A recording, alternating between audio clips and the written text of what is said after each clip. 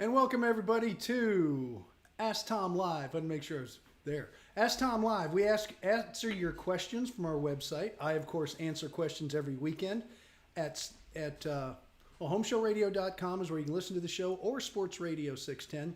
I do a radio show October 6th. Let me get the date right. I'll be starting my 35th year, if my numbers are correct, and I think they are. I'm not that old yet, but maybe in a few years I'll forget. But right now we're going to be starting our 35th year on October 6th, which the show actually is the 9th and 10th. That'll be the first weekend. And we answer your home improvement questions from 9 to noon on Saturday and 8 to 11 on Sunday. And that's what I've been doing for probably, it's the longest job I ever had. One job. That's just put it that way. I've had a lot of other jobs, but this is the longest. And I like it. Of course, we do it here at Ask Tom Live. And you can always visit homeshowradio.com for all the other things we do, like videos and stuff. But I can't leave out Danny Milliken, who comes on from 7 to 9. There's a lot of times, a lot of days. 7 to 9 on Saturdays before the 9 to 12 Home Show Radio show. And that's the Garden Pros. And he's our gardening expert. So we have a jam-packed morning on Sports Radio 610 in Houston, Texas. And you can listen to it all at homeshowradio.com, or Charlie Mosier here, who is the coordinator of all the high-end IT, high-tech stuff. He can probably tell you other places you can listen to the shows also. Well, you listen in your car. You can listen in your kitchen. I know, that's what I do. No. Yeah, I think Tom, actually, I think you pretty much nailed it. Well, now, can they listen to Danny? I'm going to ask you this now. Can they listen to Danny's show at Home Show Radio?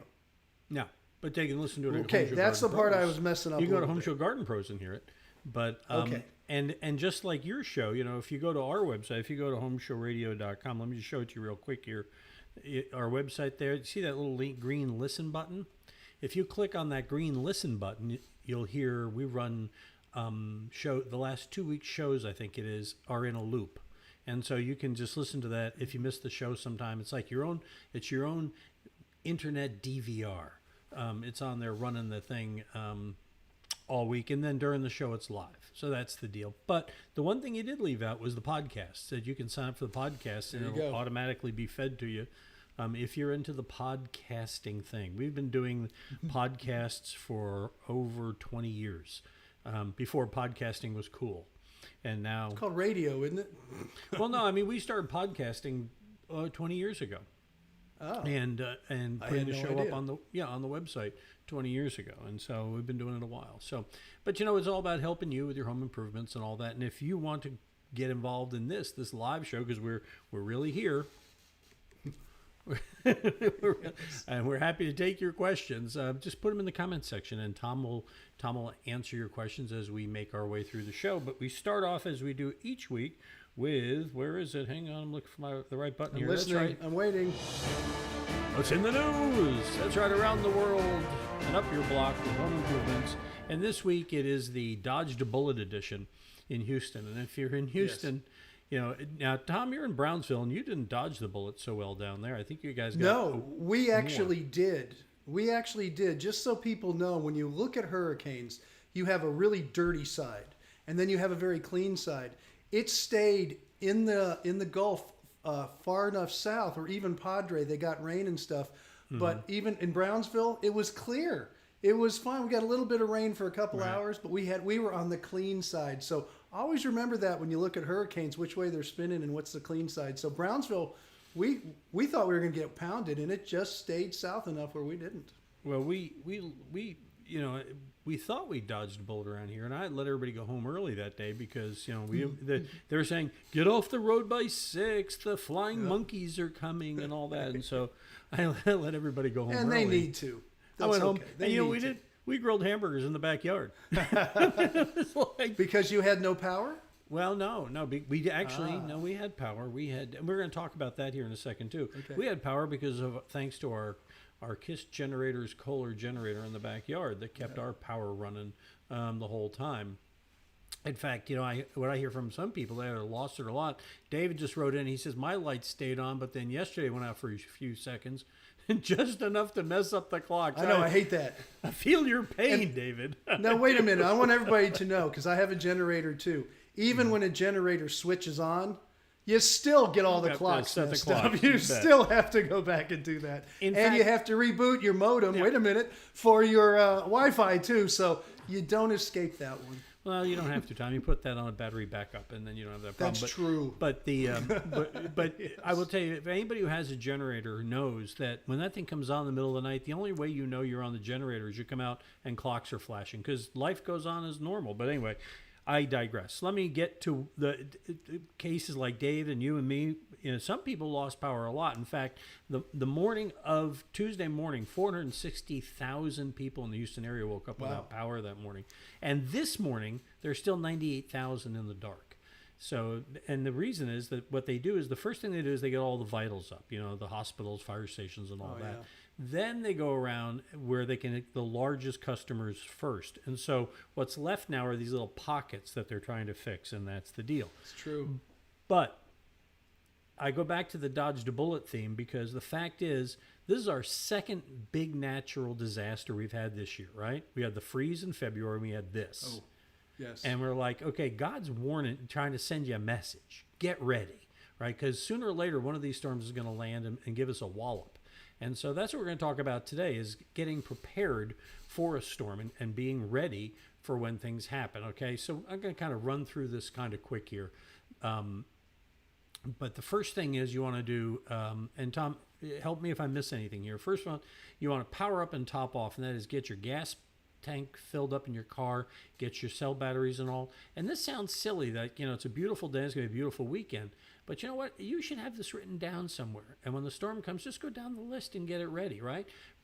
Build an emergency kit, you know, flashlights, batteries, food, water, blankets, clothing, and most of all, cash. Because chances are the ATMs won't be working when the power is out, right? And then you want to secure your property. Go around, tie down, bring in the things you can bring in, tie down the things you can't. I saw one article that says put burlap over sculptures you have in the yard. So obviously they're in a different zip code than I am. Yeah, I'm not sure what that is, but okay. Right. All right. And then the next thing is to get your cars to higher ground. And this is one that I wish we had thought of when Harvey came to town. Is we were lucky it didn't come into our property, but hell's bells, you know, you want to get one thing you want to do is get those cars high, and don't park them under trees or power lines, obviously. And then this is probably something you never think about. What about your important documents you have around the house? Birth certificates, financial papers, insurance, and like little valuables. Put them in a safe, put them in an inside closet and all that before a storm comes through. Make an evacuation plan. This seems obvious, but the time to make the plan is not when the sky is falling and the commandant is telling us to stay off the streets. The time to do it is when you have plenty of time to think about where would we go, what would be plan B, and who is going to be the contact person for your family. That's a real important thing to think about before you have to. And then finally, if you stay, make sure you have a shelter room designated. Make sure that room has blankets and water and all that in there, because you may get in there and the house comes down around you, and at least you're safe and taken care of. So that's our thoughts. Tom, you got anything to add in terms of getting ready for a storm? No, you know, I'm with the Texas State Guard, and the first thing we do is we get an email, hey, get ready, stay alert, you know, be ready to go. And all these things you're talking about, we have a list of stuff that I keep ready all the time. Now, I understand I have a lot more stuff than people would as far as being able to pick up and go. But it should become a habit if you're going to live in the Gulf Coast region. Yeah. I always keep my tanks filled up all the time, just out of habit now, living here in the Gulf Coast for 50 years, 60 years actually, when you put Miami into it where I used to live before. And the evacuation stuff, once you have it set, it should be set regular. The only thing I would warn people about with the batteries, they tend to collect a bunch of batteries. They go back 5 years later, because I had batteries from Ike. I tried to use them. They were all, they didn't work very well. So you have to update some things. But for the most part, it has to become natural. So you can write it down, but if you write it down, you got to read it. So I want it to become natural with people. And that's exactly, it's not a bad thing. Hey, an earthquake, a tsunami, a tornado, you're just laying there and here it comes. We have weeks, months, we have all kinds of time to prepare. Right. And I would say if I learned one lesson from all that stuff, Tom, it is if you can never evacuate too soon, because True. If you're in an evacuation area, yeah. Yeah, and you put it off, and before you know it, you're stuck and you can't get out. And so that's, you don't want to wind up in that situation. Okay, so that is the news. That's what's news. Be ready, be safe. And a little later, we're going to share with you a video about how Tom and I got ready with our generators. So it's not our generators, but it's a little story about generators and how reliable they are. Okay, you got questions? Get them to us. Let's get to the first one from the mailbox, Tom. This one comes from Jim in Spring. He says, my dryer vent goes up through the attic and out through the roof, and it clogs up with lint really often. I think he meant lint, but maybe it clogs up with lint. I don't know. He may be Catholic. Well, depends what time of year. But anyway, that means I have to go into the attic and disconnect it and clean it out. Any suggestions on how to solve this, or at least make it easier? What's your advice? Well, if it is during Lent, then I would give up using dryer during the Lent period. But that's probably not it. You have to have it cleaned. And when they do, and it's perfectly acceptable in the building business, you have them go up, you have them go over, because in theory it's just hot air, but it does collect a lot of debris from what you're drying. It's just no way around it. I don't think you'll ever find a dryer that will keep 100% out. And a lot of people don't maintain their dryers well, so it gets even worse. And there are companies out there that clean them regularly. In some parts of the country, it's known to cause a lot of fires, and I'm sure it does in Houston too. Probably not as much, but more so in other under the older buildings that you will get in the Northeast and stuff, where they're trying to retrofit all this duct into these very old buildings. But you have to have them cleaned. We have a certified Home Show Pro, Lord's Chimney, that does dryer cleaning, vent cleaning, I should say, regularly. So if you find this to be a normal thing, have it cleaned regularly. If it means every year, it's every year. I think probably if you have a situation where your vent isn't a quick straight run and it gives you all these little turns and stuff, I would say every 2 to 3 years you'll be able to figure it out. But that's probably going to be a good put on your list, just like the hurricane thing. Write it down, put it on your list, and say, oh, this is the year we have to call Lord's Chimney. Yeah, it's not a bad idea. All right, if you have a question, feel free to put it in. In the meantime, we're just going to bang through some more of these questions from our mailbox. Comes from Jose in Spring. Says, I want to repipe my 2,400 square foot, 4-bedroom, 3-bath house. What's your advice on that, Tom? I think maybe what he's asking is repipe. I know that you're big on PEX, but not all PEX is the same.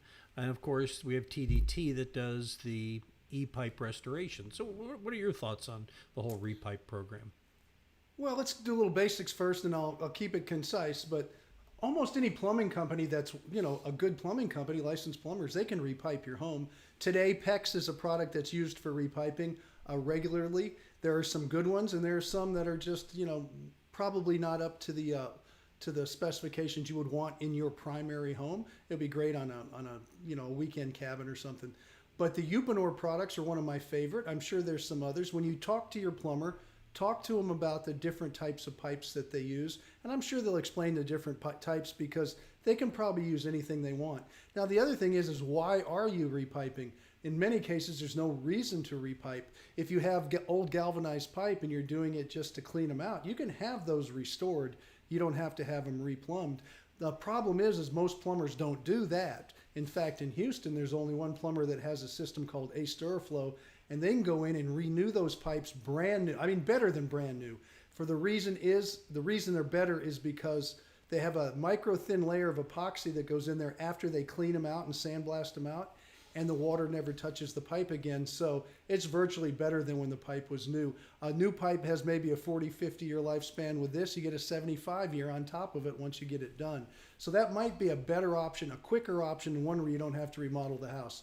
If you're tearing out walls and stuff, then you can repipe your home, and any plumbing company can do that for you. We have Abacus Plumbing you could call. Sometimes TDT, when they do the Ace Duraflow, they'll do combinations where there's some areas that are so bad they have to replace those sections.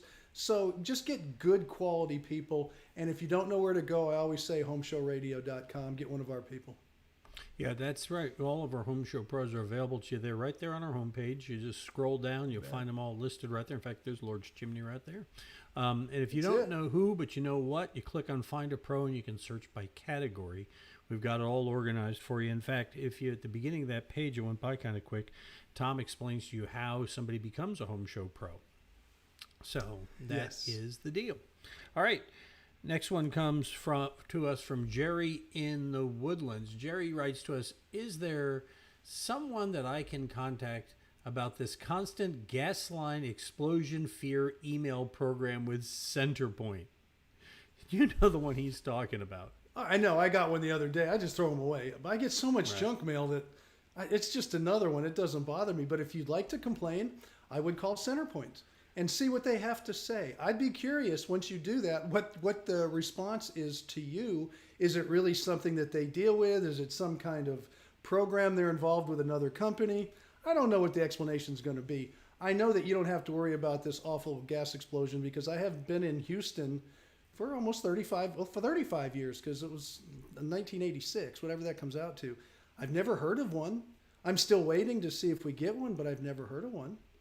So maybe there'll be one person in 1,000 years that might have one, and they'll get the insurance coverage. Everybody else, I don't know why you want to spend your money.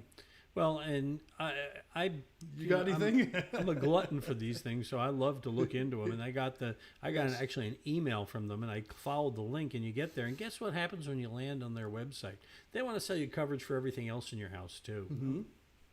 Yep. It's like, no, what you do I'm making great friends with the people that apparently I'm a customer, and they want to sell me extended warranties for my 96 Bronco.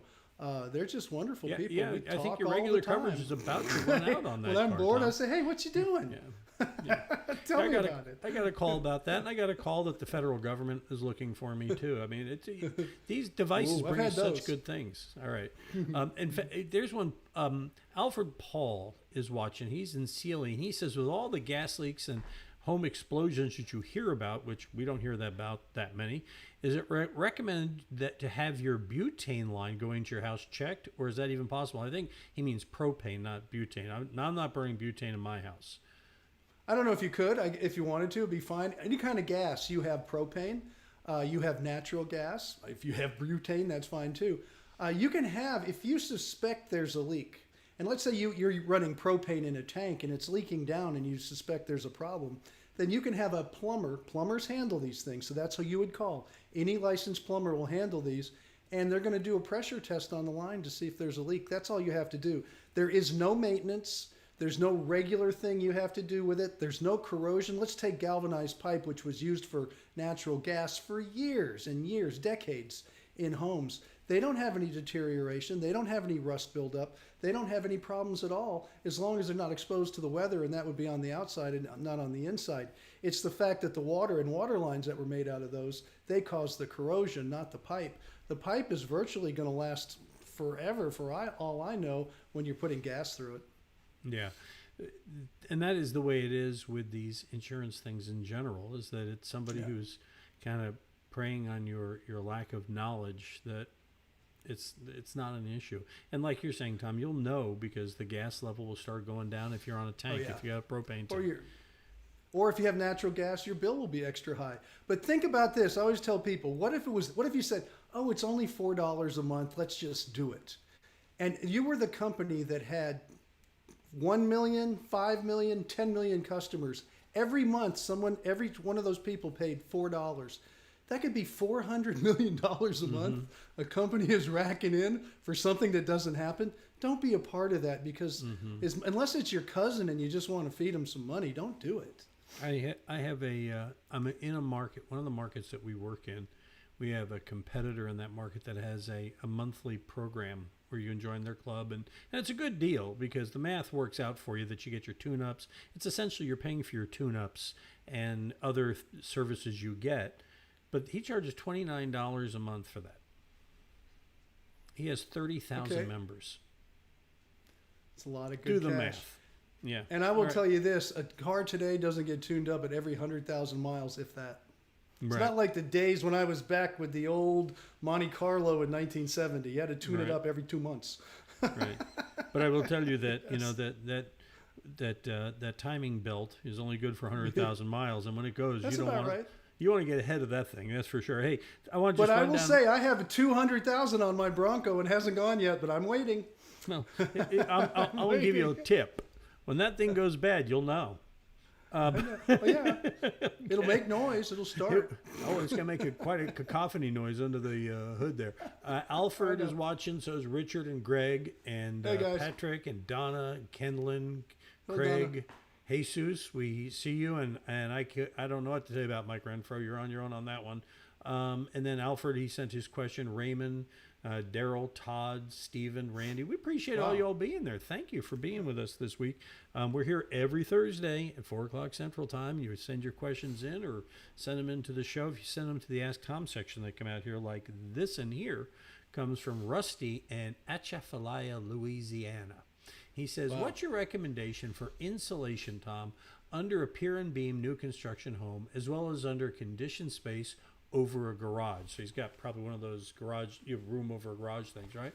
I'm building in southern Louisiana where it's hot and humid like Texas. I'm worried about moisture issues. We're planning on keeping the AC at about 70. We'll have laminate wood flooring and over underlayment and some ceramic tile. What are your thoughts on that insulating underneath there? Is there a lot of heat gain coming from under the house? No, my thought is this: if you don't have any kind of requirements from a building department, energy requirements you have to meet, which in some places you do, so you have to use insulation, then go ahead and use don't insulate underneath the home. Now, between floors where it's air conditioned, formaldehyde-free fiberglass. I'm not going to change my ways until somebody comes out with something healthier, better, inexpensive, and that works like this does and has a long life to it. It's woven glass fibers. It doesn't rot away. So I would tell you to do that. Now, the reason underneath the house, Atchafalaya, Louisiana, it's really warm and humid, so you want to really keep the thing dry. And if the house is up off the ground, you want a lot of airflow underneath there. But as far as heat gain, the sun doesn't hit it. So if you watch your pets, your dogs and stuff, you leave them outside, they go under the house to stay cool. It's relatively cool under there. So you don't have a lot of heat gain. Now, if you have a really cold winter, and in that part of the country, I don't think you're going to really see much of that. It's not worth trying to keep this stuff up in there. I would not do it at all, and I would just turn the heat on as much as you want and be comfortable with what little bit of heat you'll need. Even though you think it's really freezing, it's not. It's just we get really sensitive here in the South. But as far as that goes, let it dry. And when I say no insulation, that means all that airflow is just going to keep all the wood dry, keep it clean, and of course it won't affect your laminate floors and stuff because you're in a way acclimating underneath and dehumidifying by airflow as you are in the house at 70 degrees. Yeah, you really don't have that. The only thing, if you're watching this from anywhere but Texas, I have to tell you, Texans are tough about everything but cold. We don't like cold weather. like running home to like scare little girls to mama, It's like they hate the cold. No, anyway. That's true. No. We don't like it. We're going to. We got a video coming up here in a minute. We're going to watch, but I want to squeeze one more question here, Tom, so we can get the show done on time here today. This comes from Xandra in West Houston. It's real simple. She wants to know what kind of gutter guard do you recommend. I personally use the kind that you can set, and they come up, and then if you're bowling well, you can have them go down. I like bowling. Oh, well, you use the sissy ones. Okay, now we have this. This is. I just went through this on my house. We have a great certified home show pro over at Custom Gutters. And Jimmy over there was showing me, I said, which one do you use, Jimmy? Because there's a bunch of them on the market today. And because he has this really custom-made gutter system where 7-inch or 6-inch gutters, it's just not one size fits all. He showed me 3 or 4 different types depending on, do you have pine needles? Do you have regular leaves? Do you have a lot of valleys? So he was really interesting, and the ones that I chose was a metal grid that goes up under the first row of shingles and clips down on top of there because I don't have pine needles. And I asked him, well, if I had pine needles, would you use this one? He said no, because the pine needles get stuck in it and they stick up like little trees all over, and then somebody's got to go pull those things out because it looks horrible. In that case, he uses a mesh. So when it really comes down to is this: what is your problem? And get the product that's best to solve that particular problem. And I was amazed because if you listen to my show, and I'm going to finish it with this, Charlie, I know we're against the time. If you listen to my show 25 or 30 years ago, the gutter helmet was the only one that was working at the time, and it worked great. I still have it on parts of my home because they didn't come up with these other things. They had a lot of Mickey Mouse stuff, and they were old vinyl gutters people were using. So it was a day and time back then. But today you have options, and it's really good to have those options for your problem. Options are good. Yeah. Yeah. Look, you're playing with that video. You getting ready? You caught me. I was getting something. I was queuing up that video and getting it ready. I know what you were doing. Yeah, You're over there with sorry. your computer thing. I'm over here. Yeah. I was queuing it up on the turntable over here, getting it ready. We were talking There you about that the other day in our meeting. When we were disc jockeys, used to know how to put your hand on the record and use your thumb to start the turntable and hold it on the felt, so when you hit the jingle and it ended, you could do it and the song would come on right when you wanted. It's one of many skills it's that a lost talent. yeah, it's a lost skill. I'm not ready to call it a talent, but anyway, Okay. we digress. We move along here, and we appreciate you being with us. Tom is here to help you every Saturday and Sunday. Now, this Sunday we're on 7 to 9. We're on early this Sunday because the Texans again. But he is here every weekend on the radio for you. I am. Come visit me on Saturday from 9 to 12 and Sunday 7 to 9 this week. And for the Texans, hey, they're 1-0. They're leading the division. What are you going to do? Enjoy it. Yeah, that's right. Everybody's going to the World Series on opening day. That's exactly That's right. it. Well, a few of them aren't. The Cowboys didn't make it, so go Texans. And go Stros. I think I checked this morning. They're like doing 7 great. up, and they're looking solid here coming to the end of the season too. All right, and then on Saturday, and then before Tom comes on Saturday, of course, we got Danny. Yes, we do. From 7 to 9, listen to Danny and get your garden advice. I use his advice. I'm because God is my witness, and it works. He has improved my gardening skills 1,000%. All right, and of course, if you want to get your questions to us here, and you didn't have a chance to put them in, you go here, go homeshowradio.com, click there on that Ask Tom button. It'll take you to this page where you can either send us a question in writing or you can send us a video. Either way, you'll come to a form like this. Fill it out, give us the information. I'll give you one pro tip that when you send us pictures, it helps us do a better job answering your question. And Tom and I put out one of those. Well, I read it. Tom answers. We post a new one every day, have for 20-something years. And you'll find them at homeshowradio.com, our Facebook page, and, of course, the Home Show Radio YouTube channel, where you can, for extra credit, scroll down and watch Tom and I expand and contract over the years in our hair change color. Or fall out. Or fall. That's right. All right. So that's it. So now, but before we go, we do want to share with you a little video about how you can make sure that the next time the lights go off, your life goes. When that power goes out, you're in the dark. You have refrigerators, you have computers. With a backup generator, he has full power in his house. We take the homeowner's ideas and we put them on paper. Those ideas are this reality. A custom home with classic charm and some new touches. There's not another house like this anywhere in Houston. One way this home is like every other house in Houston, it's vulnerable to storms and the inconveniences they bring. This generator here, the 30 RCL, weighs approximately 1,300 pounds, and it produces 30 kilowatts of power. If it seems big, that's because it is. It has a big job to do. Power everything in this home when the power goes out. We come out and we do a load analysis on the home. We get an idea of the actual load that your home is going to require. How long does it take to restore power? About half the time it takes to describe the process. Don't believe me? When utility goes out, the transfer switch will recognize that utility has gone out. It will then send a signal to the generator. The generator will then start within 3 seconds. 7 seconds after that, the power will transfer to the generator, and then the home will be powered within 10 seconds. Now here it is in real time. 5, 4, 3, 2, 1.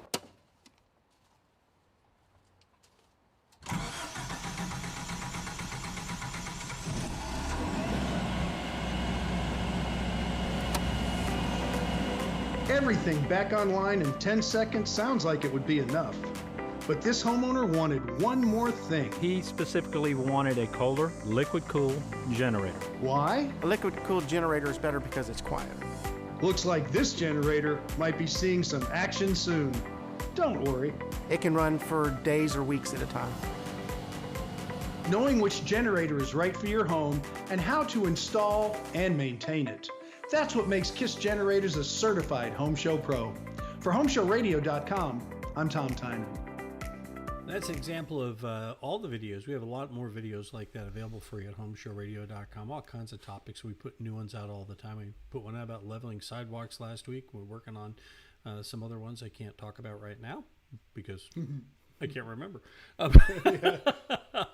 relate. But anyway, but that's it for today. We'll be back again 4 o'clock Central Time next Thursday with another Ask Tom Live. And Tom, you got anything to say?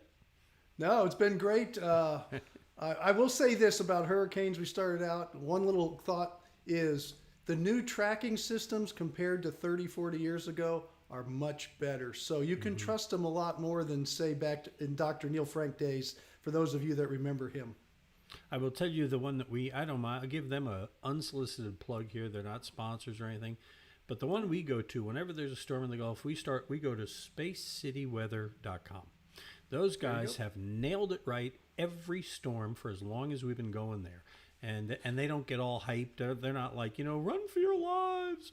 So anyway, spacecityweather.com. Check them out. You'll like them. And we'll see you next week. Got a question? Ask Tom on Home Show Radio. Home Show Radio. Free advice from a pro who